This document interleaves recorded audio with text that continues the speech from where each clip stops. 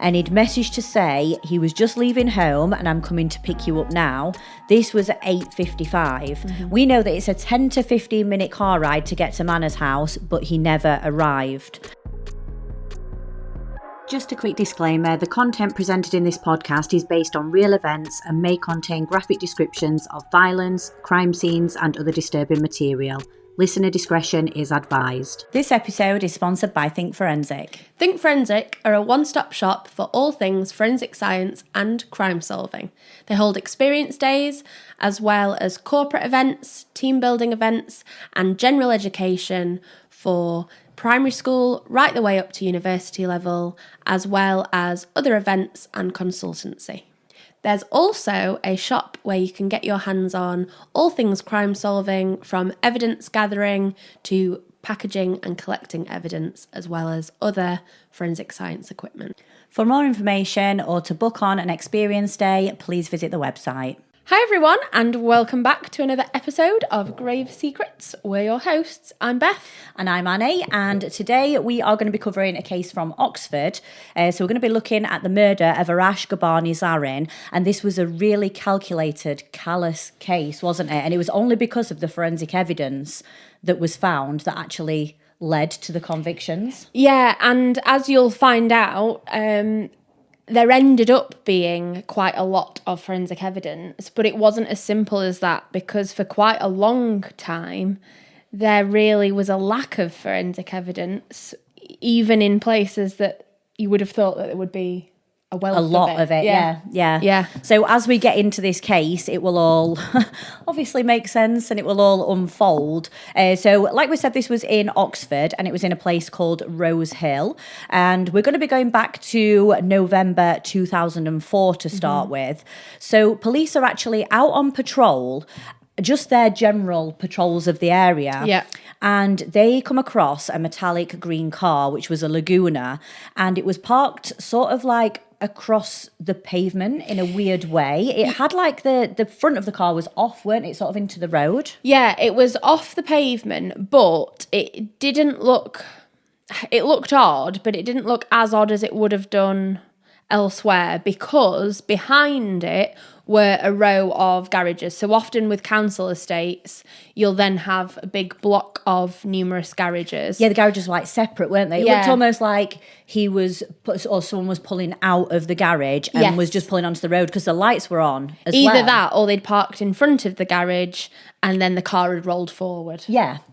So it wasn't too suspicious. I'd also like to mention that when I first heard Oxford Rose Hill, I thought, ooh, incredible. Because in certain parts of Oxford, you've got thatched cottages, you've got quite large properties, and Oxford's known as quite a wealthy area. But like any area, there's then still your council houses and there's the realistic kind of residential areas that people are actually living in. Yeah. So Rose Hill wasn't as kind of idyllic as it sounded. It was very much a quite run down council area, but again, very built up with people. Yeah. So the officers decided to approach the car. I think when they decided to go and have a look, they probably thought there was going to be nothing really untoward. They were probably thinking, oh, someone's going to be sat in the car on the phone waiting to drive off. Yeah, because the lights were still on, weren't they? But the engine was off. Yeah, so as they approached the car, they saw a young Asian man inside the driver's seat, maybe in his like late teens, early 20s. It was quite a horrific scene. And I always think, I know police are... I don't want to say used to seeing this kind of brutality, but this in particular scene, you could see that the young man had been stabbed a lot of times in and around sort of like the chest area, and there was a lot of blood at this scene. Yeah. And as you say, yes, they're trained for these kinds of things. But if you're out on patrol and it's a car, you might think that it's been abandoned and stolen, but you certainly wouldn't be expecting to find a young male victim deceased. Yeah, so then that area was obviously all cordoned off. The CSIs were called in, and so was the pathologist. But one other thing that was also found was sort of like a blue nylon rope around the victim's neck. So it was almost like it was maybe keeping him in place. Yes, it was tricky, wasn't it? Because obviously if you've got someone with visible stab wounds, it doesn't look like that rope is going to be the cause of death. Yeah. But you then don't know whether it's been a ligature or whether it is almost to try and keep them in place so that to passers-by, as you say, it could look like someone's just sat in the car on the phone with the lights on. So then the longer that they're going to go without finding him, are they, Yeah. sort of thing. So in this situation, the first thing the police need to do is identify the victim. Mm-hmm. And because the victim we've got who is in a car, Mm-hmm. the first place you'd start is looking at who the car is registered to, because I don't know about yours, but my car's registered to me. Yes.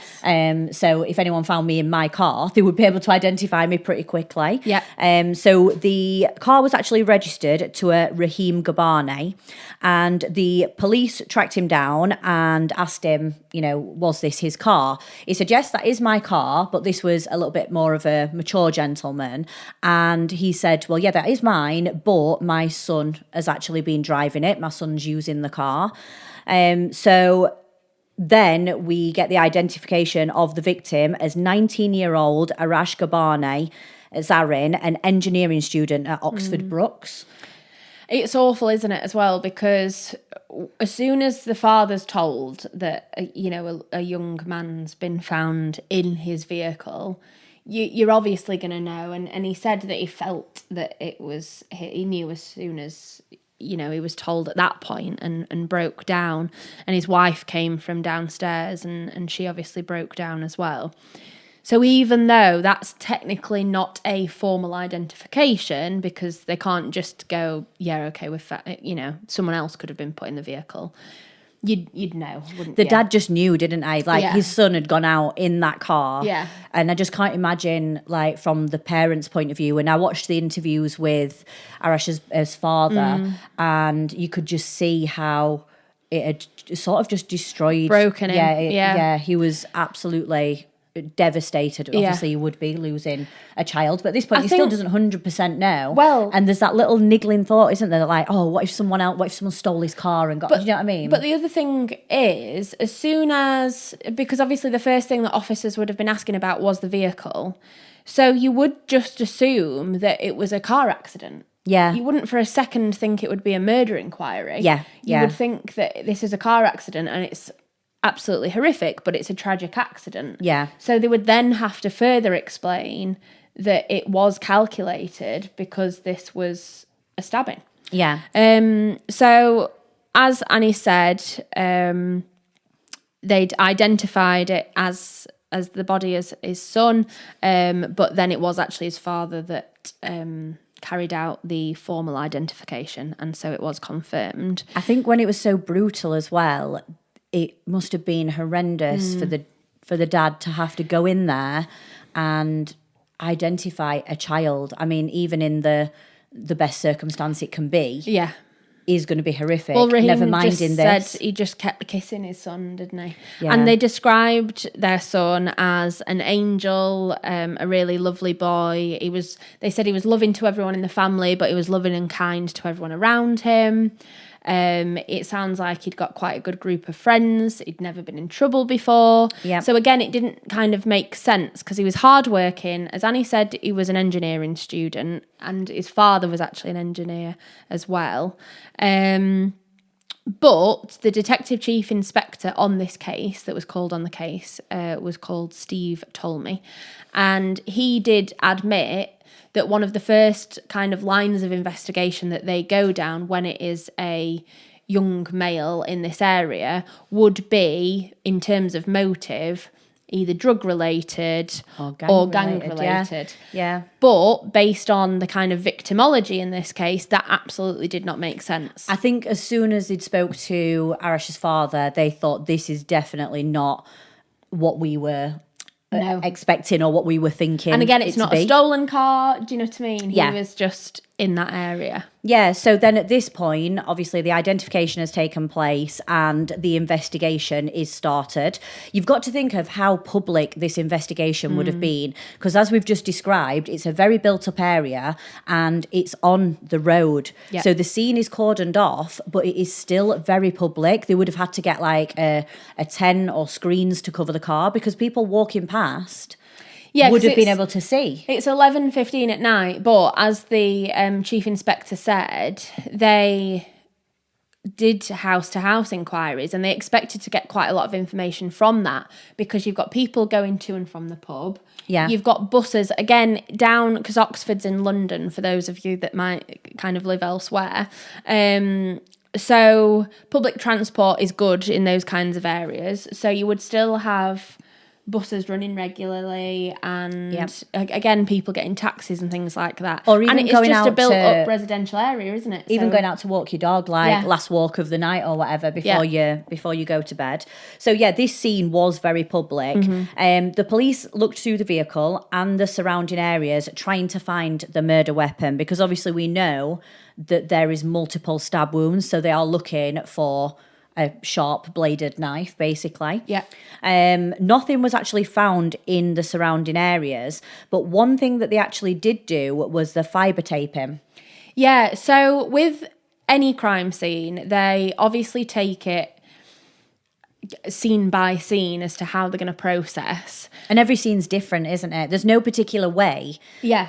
Like in a book to go in and do a scene, say is you've there? got You to have do to it see, this way. And again, you can talk about things like common approach paths, which some people use, but when you've got a car, it's not that simple. You can't do that method. However, you would think that because it's in such a confined space, it would almost be easier to an extent, and I'm for those of you that aren't watching, I'm doing that in kind of air quotes, easier, because you should have the bulk of the evidence in this quite small area. Yeah. We've mentioned that there was blood, but there doesn't appear to be the weapon. And so you're now looking for, we've got the victim identified. So actually, the more significant evidence is that of the offenders.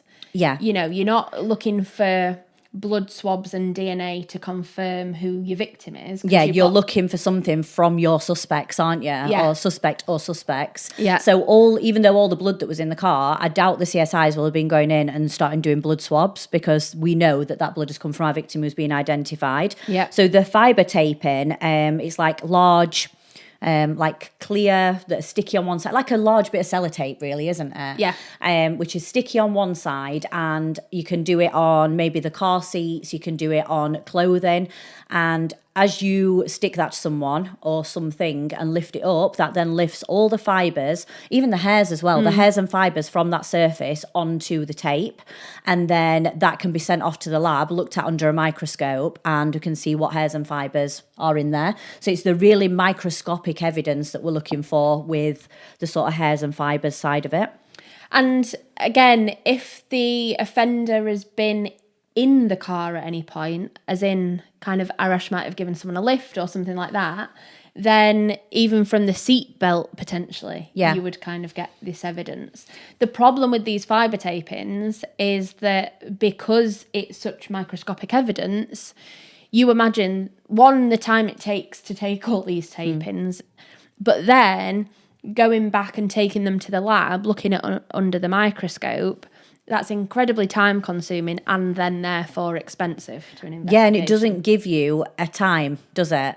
So, in your car, there would probably be my hairs somewhere in your car. Yeah, and so for work, I travel here, there and everywhere, but I'm often driving with someone else from work. Yeah. So mine would be a gold mine. Yeah. So it doesn't give you a time. Like if something happened to you and they found my hairs and fibres in your car, they might come to me and I'd say, oh yeah, I've already been in Beth's car. So how would they prove I'd done anything? Yeah. It doesn't give you a time. It just gives you those bits of evidence in that car. The one thing that I think is important to mention as well is that they don't just take Arash's body straight from the vehicle. Yeah. Again, this differs in every case. And obviously they were working as quickly as possible because it was such a built-up area. But what they actually want to do is get all of these microscopic fibres and pieces of trace evidence before Arash is then moved across to the mortuary for the post-mortem. So again, when people say they don't understand why crime scenes take so long to process, it's because everything is strategic and you've got to go around things in the right way because you've got a victim that's there at the crime scene. And if you're removing the body from the car at this point, you could then be damaging other evidence. Yeah. So it's looked at in situ, then the body removed, and then the car taken away separately so the car can be looked at as well. So like you said, they did door-to-door inquiries. Yeah. And no one saw anything. Yeah. I mean, I think this is a bit before the time of Ring doorbells and things like that, isn't it? Maybe. Yes. I think they're only like a big thing within the past 5 years. Yeah. So unfortunately, there weren't anything like that. And just, it's really hard that such a awful, horrific crime had been committed, a murder, and just no one had seen anything. It can literally happen on people's doorsteps and them not being aware. Yeah. I think as we talk more about the case, I do think that makes a lot more sense, because when I first heard that, I thought, you've got someone being brutally attacked and no one's heard anything. But I think as we go on, that we'll come back to that, because it does make more sense.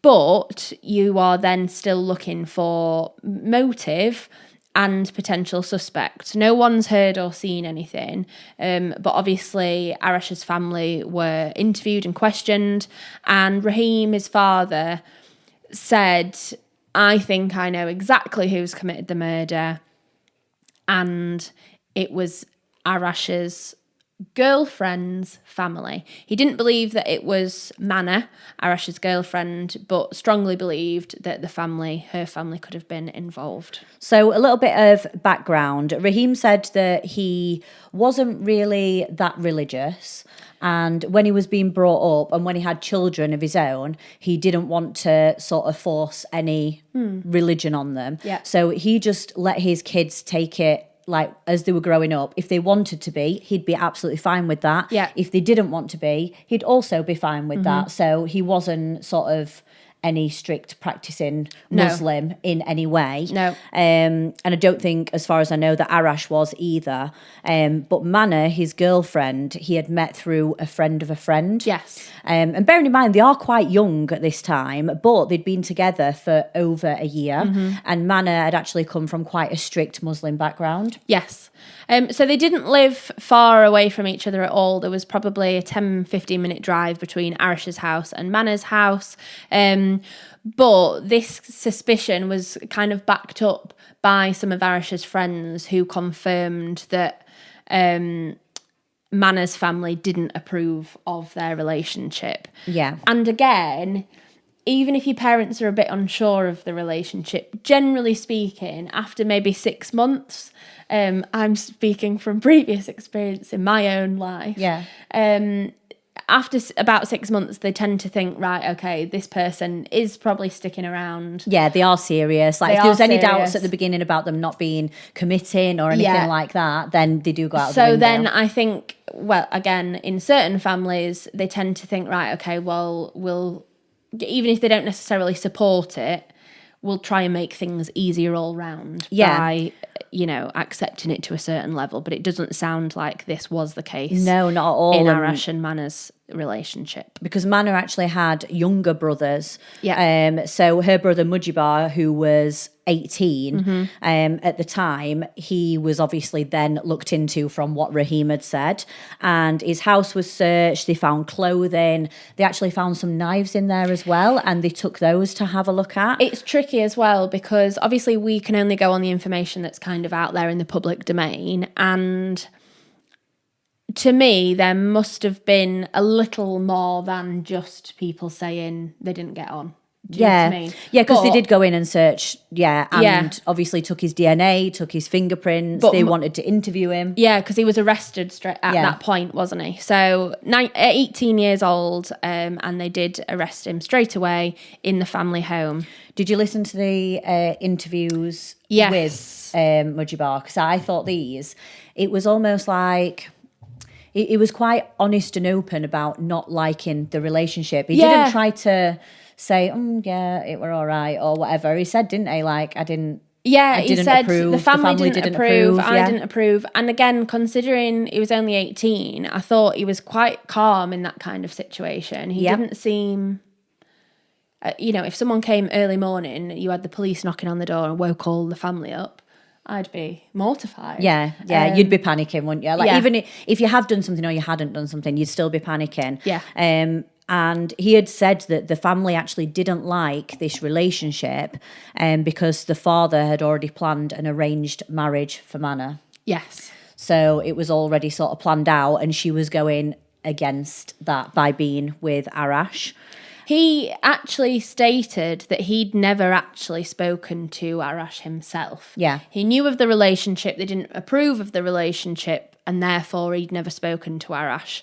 He said he did believe that Arash came from a Muslim family, so might have been a Muslim, but they still weren't happy. He wasn't a strict enough Muslim is what the problem was. They wanted her to marry into another strict Muslim family like their own. And again, he even admitted in interview that he had slapped his sister 3 or 4 times in an argument where he was telling her to stop seeing Arash.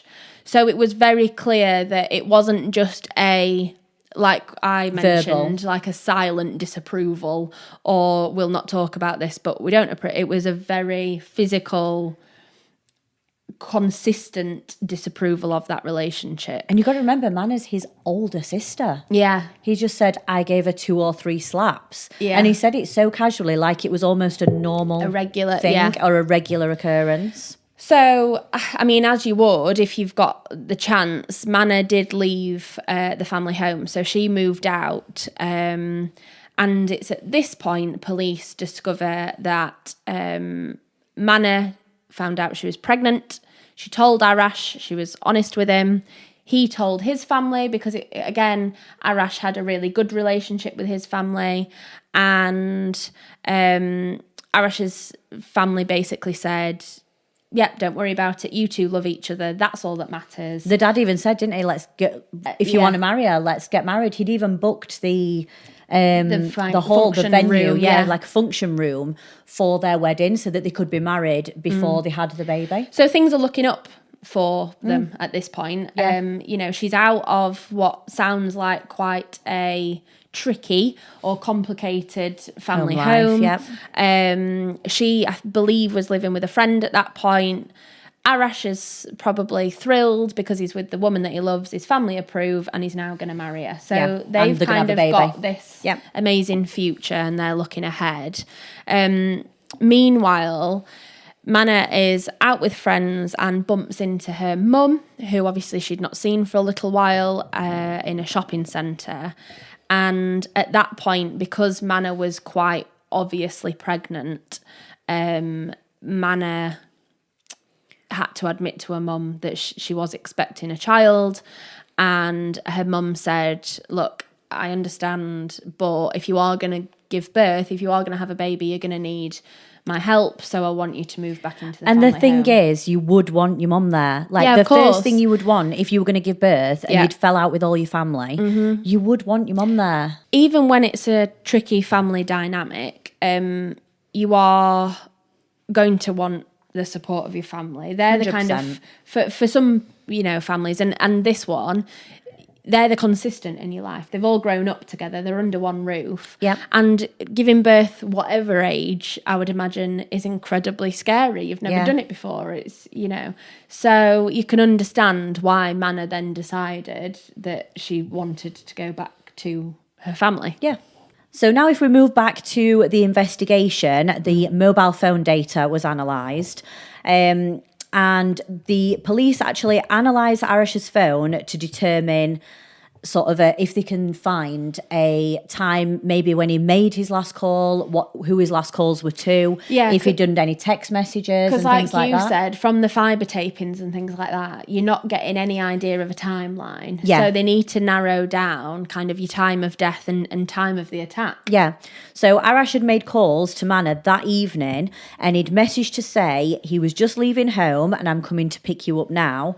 This was at 8:55. We know that it's a 10 to 15 minute car ride to get to Mana's house, but he never arrived. So his body was actually found 500 metres from Mana's address. Can you imagine? He was so close. Can you imagine her in that situation? He was coming to her. Yeah, and being so... Like, if she'd have left the house, she might have found his body. Imagine if she'd have gone outside for something. Or, I don't know. It's just... It's absolutely horrendous. Awful. So at this point, because Arash was found so close to Mana's home, they are now believing that in terms of potential suspects, Mana's family could be involved.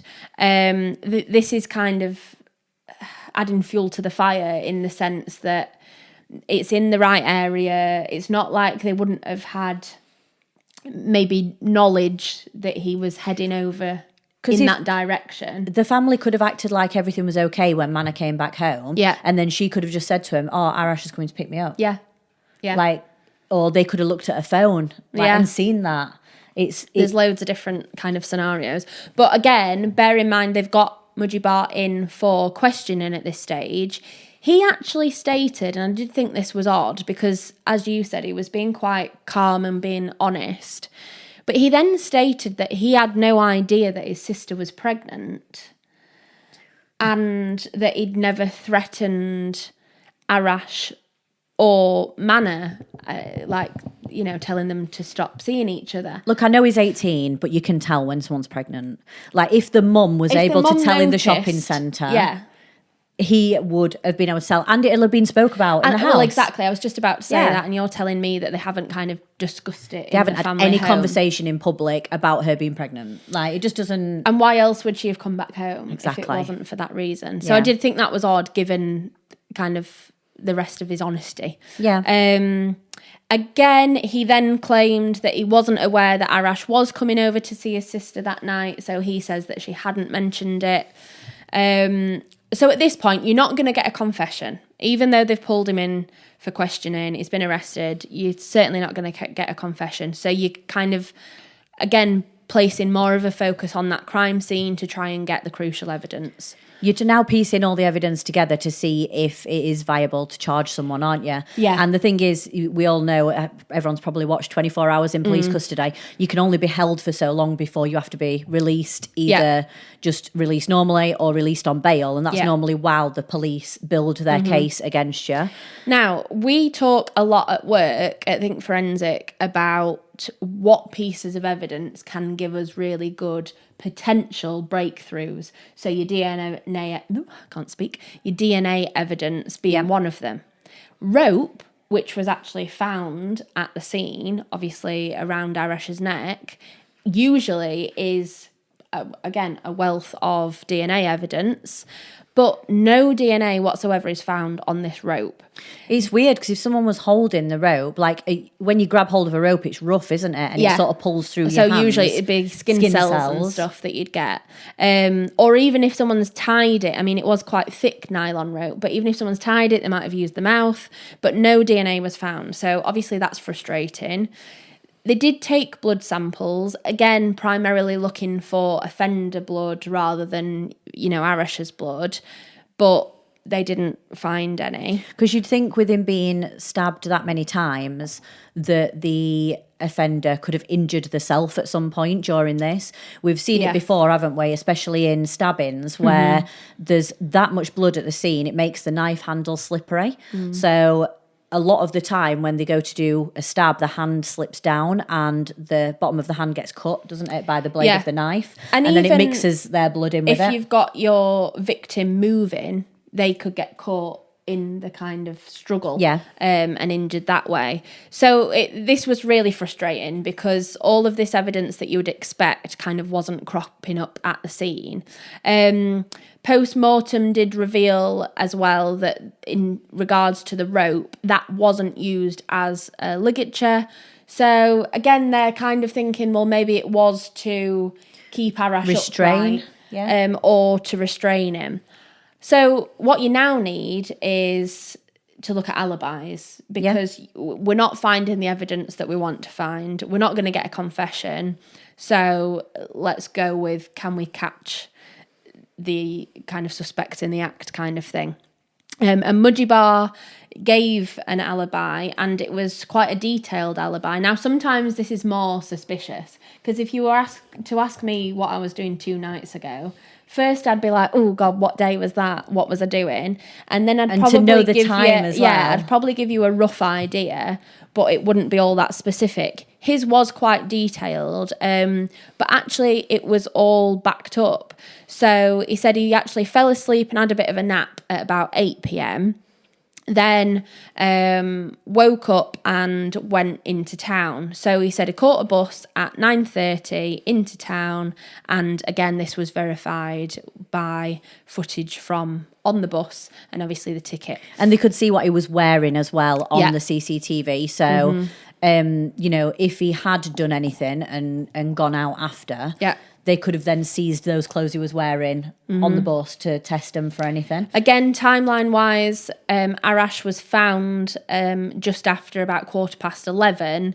So if we've now got Mujibar going in the opposite direction into town at 9:30, then even based on that, you kind of think, well, he wasn't in the area at the time. So but then the last committed the message, obviously, that Arash sent to Mana was at 8:55 saying, I'm setting off. So that means between 8:55 and, by 9:10, he should have arrived. So even though we've got this alibi here, he's saying that he was asleep. Yes. So there's no CCTV at this moment to say exactly where he was at that time? No, and it would be kind of a short window, but it would be possible. Yep. So as Annie said, we can see he's wearing a white shirt. He's got kind of jeans on. He appears calm. He's not kind of acting suspiciously. He then gets off the bus, goes to a cash machine. Again, this is verified by CCTV. Meets a friend at a bar. Again, this is confirmed with more CCTV. And he then has a night out, gets food, gets a taxi home, and gets back in about 3 a.m. Now, again, he says there was witnesses because his parents were up, and apparently there's like a 24-hour religious channel that was on Sky, and he said my parents were up praying in the living room because they were watching this channel. In the early hours of the morning. At about 3 a.m. And him and his younger brother actually shared a bedroom, but that he was asleep when he then went upstairs and went into bed. Yeah, so at this point, he's got quite a detailed alibi, and then the clothing and the weapons that were taken from Mujibar earlier on were tested, and they weren't a match to the murder weapon, and none of the clothing that was seized from the house was bloodstained. The one thing that I did find really strange, and it was never kind of explained or anything, but he'd previously been on holiday. I don't know whether, I want to say Barcelona, but I don't know whether it was. He'd been on holiday relatively recently, and they said that he'd brought all these knives home. Yes, I did see that, and most I thought, people when they go on holiday, it's a snow globe or it's shot glass. Well, I thought, how? Well, yeah. Because surely when you're going through airport security with knives, wouldn't that be some form of weapon? Apparently he'd got new knives. So back to evidence that was found in the car. This just shows that at some point the CSIs might not know what evidence they're collecting. Yeah, what's significant. Yeah. What is significant at the time, and this just proves it exactly, doesn't it? So in between the centre console in the front of the car, there was a small rivet, and it was sort of like half of a rivet. And for anyone that doesn't know, a rivet is almost like a screw or a nut and a bolt. There's two pieces you get that two go together. pieces, yeah. And they call them the male and female component parts because one effectively goes into the other. Yeah. and then locks into place. So it's a bit like a hinge or something. Yeah. So there was a small rivet which was between the centre console. There was also fingerprints that were taken from the outside of the car, but there's lots of fingerprints on the outside of a car, because what if people have walked past and just touched it by accident, or, you know, and then there's lots of blood, obviously, in the car to take samples from. So the CSI has actually decided to prioritise fingerprints on the inside of the car, because that narrows it down to at least people who have been within the car. Yeah. But at this point, they don't really have a great deal to go on, do they? And again, when you watch things on the telly, you know, fingerprints, they're like, oh, we'll have ping. Oh, you whack them in a machine and it comes up and it says it's this person, gives them their address and go. And I think that's the thing. They've taken fingerprint evidence. It's not like they hadn't got any, but they're not coming back as a match to anyone. Yeah. So it's really difficult. They've not got a massive wealth of evidence at this point. You've obviously got your prime suspect that's not admitting to anything. It's also important to note that Mujibur hadn't got any previous kind of gang-related convictions. He'd not got any previous convictions.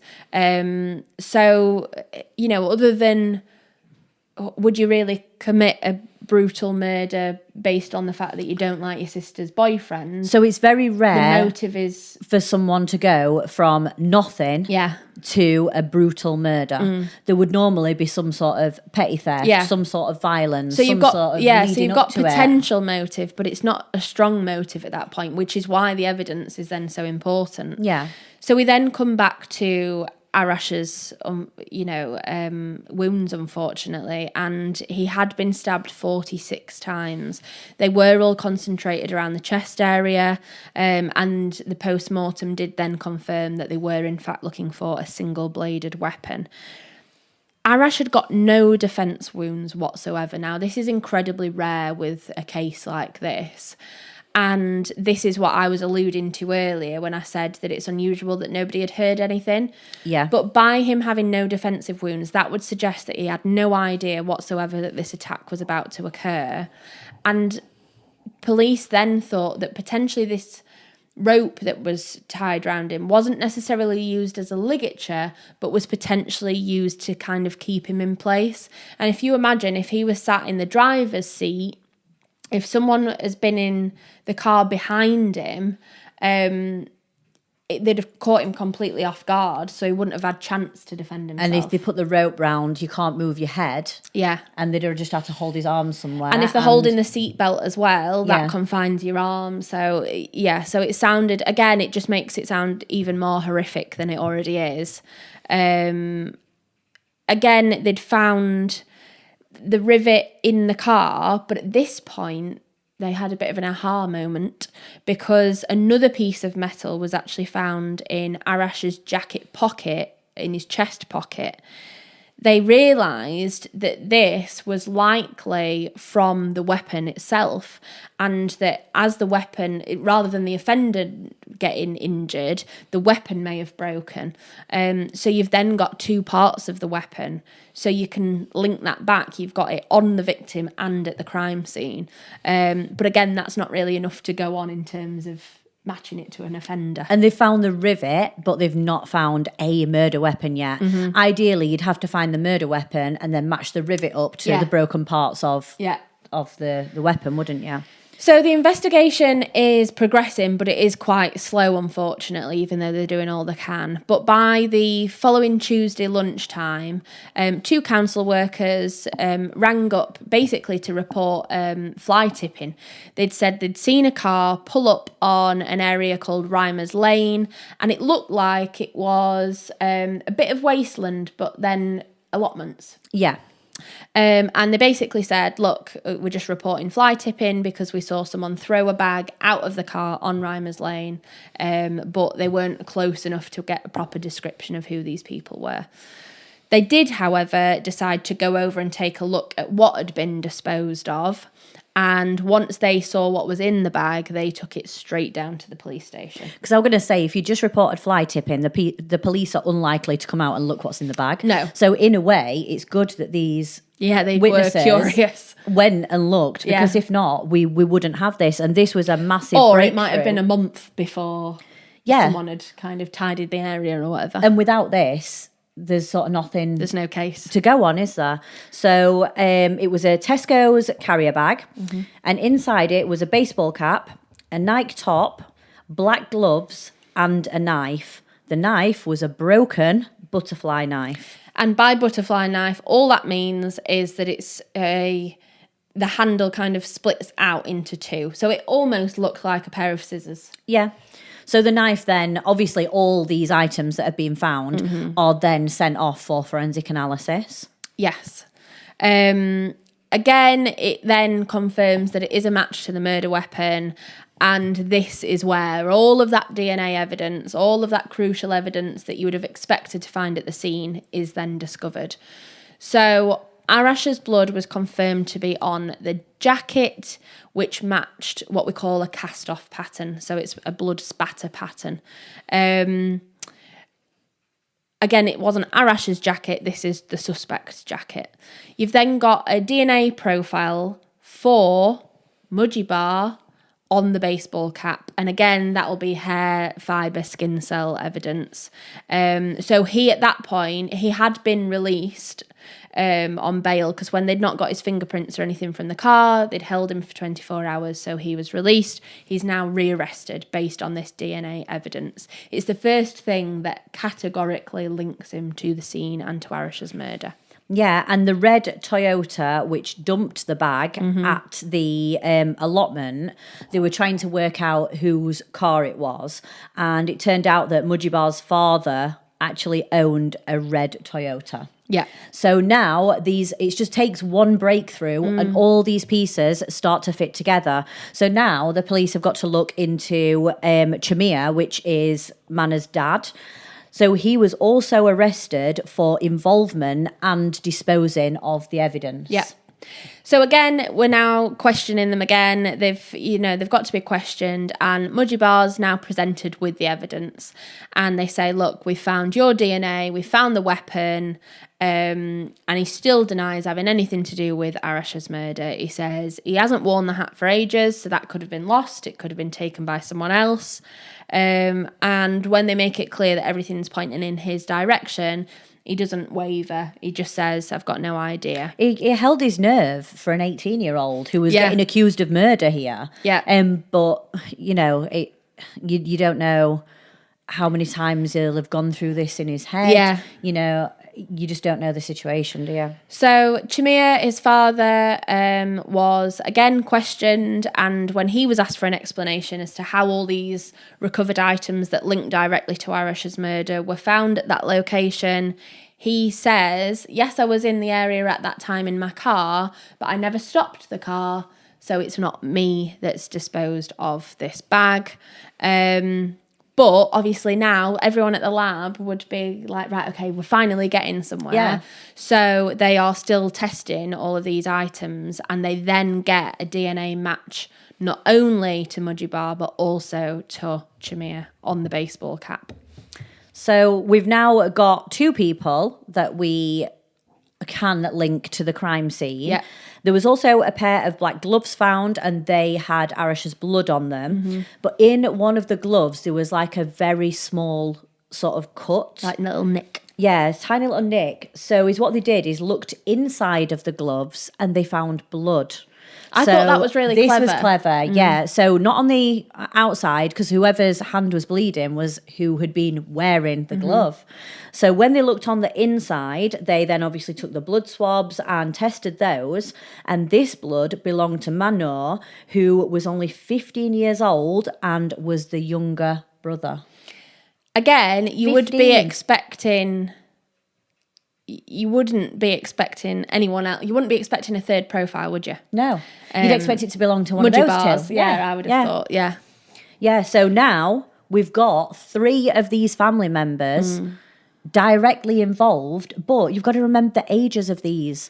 15 years old and 18 years old. And again, to be involved in this. Mamnor was then further linked to the evidence because they then found his profile on the Nike hoodie, which had the cast-off pattern, the baseball cap, and he's only 15, but that really places him not only as kind of a witness, but with the cast off on the jacket and the blood in the glove. He's involved in this. Yeah, very much an active part of this attack. But in the interviews, I don't know if you thought the same. I thought he was very calm in these interviews.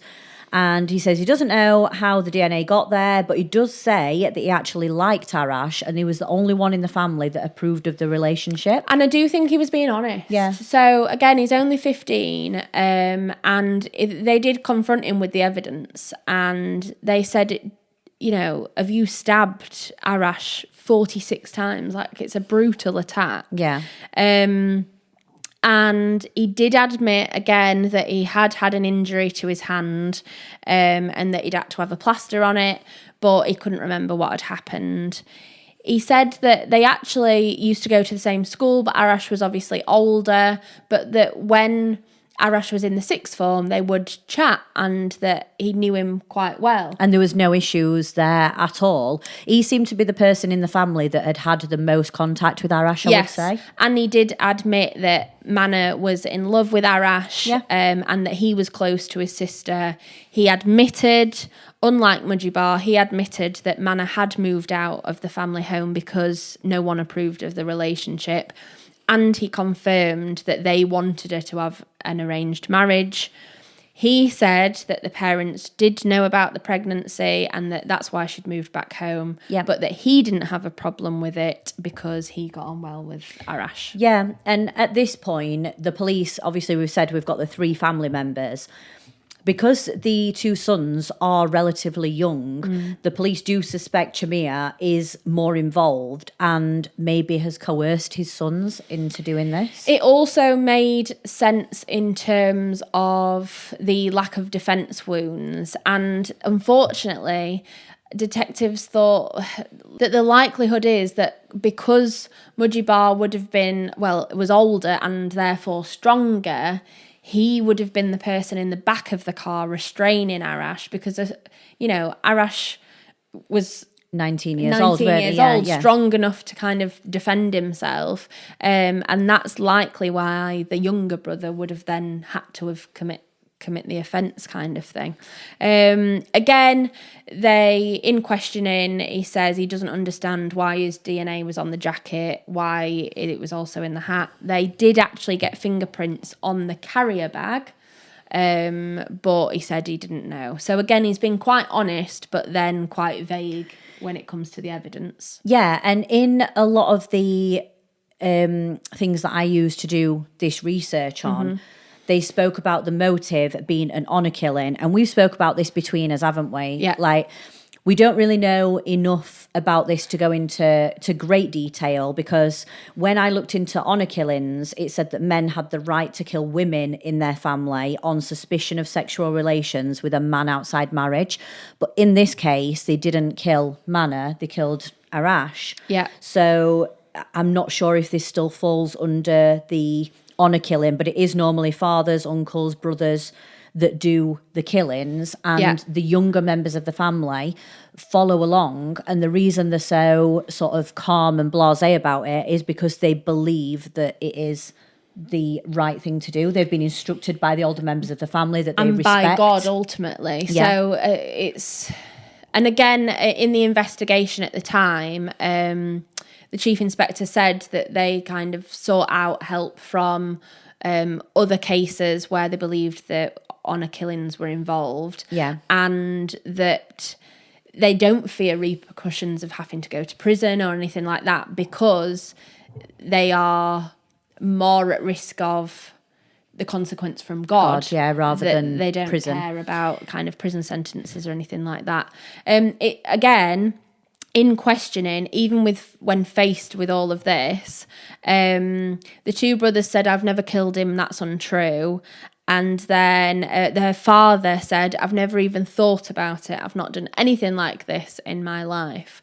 So they're all quite steadfast in their denial of anything, even when presented with all of the evidence, which would make sense in accordance to them not really being worried about this consequence. Yeah, and what I found really sad was at this point, obviously, if we go back to Arash's family, so Raheem thought, I've lost my son, but Mana is pregnant, so there is still part of sort of my son there, and he would have happily helped and took on the baby. He said he'd raise it, didn't he? Yeah.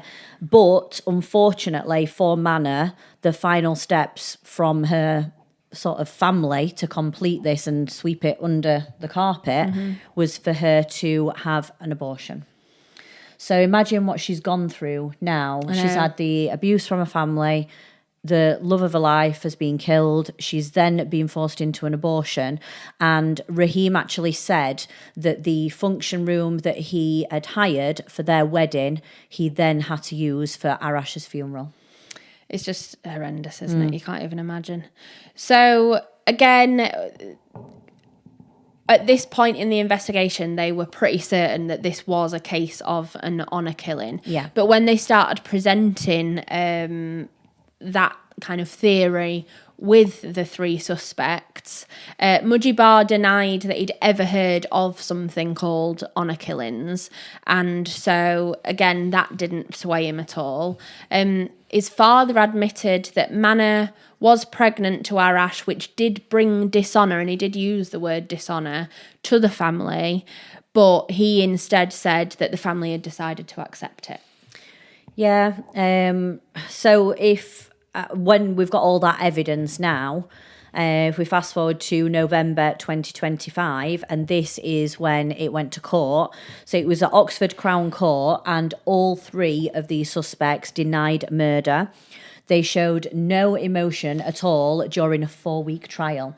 So you'd think at some point during the trial, you'd crack or you'd cry or and it's something. about exactly a year, isn't it, since the crime, and that's not an awful long period of time, really. No. If you think if this has been a constant in your life for a year, you'd think that potentially when it gets to trial, that would be when you find it all overwhelming. What's awful as well is that the prosecution were presenting it as an honour killing, but the belief in honour killings is that the reason that they pick the youngest member of the family to commit the offence is basically because whatever the punishment or the penalty might be, they believe would be less significant, less period of time.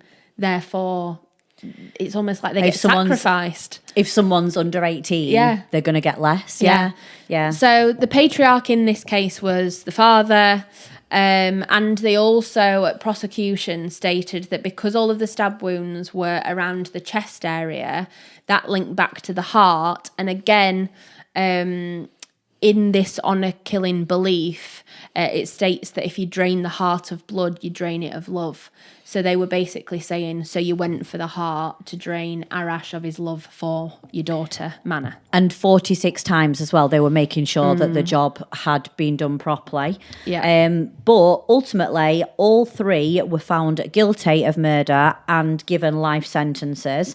So Mamor, who was the youngest, was given 14 years. As a minimum. Yeah, and then we've got Mujibar, who is actually called Mohammed Mujibar, got 16 years. And then also the father, Chamia, the jury agreed that he got his sons to do the killing to restore the family's honour, and therefore he actually got 20 years. So even if he wasn't present in the actual killing, because there's none of his evidence in the car or anything like that. There was some, I think there was some of his DNA in the hat.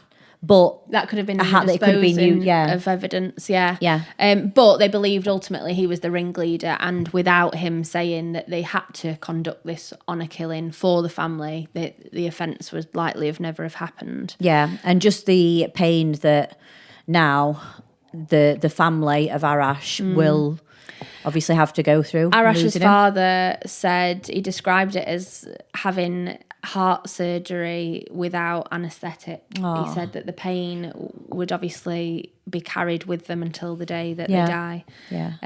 So it's horrific, and it's a real, as with them all, a tragic loss of a really young, promising life. Yeah. Yeah. So that's today's case. As we always say, let us know if you've got any suggestions of other cases that you might want us to cover. We've done a couple of UK ones now since we've been back, so we'll maybe look at doing Yeah, have we got elsewhere. any, maybe if we've got any listeners from somewhere else, if you're not in the UK and there's any cases you want us to Let us cover know. or something that's particularly interesting, Yeah.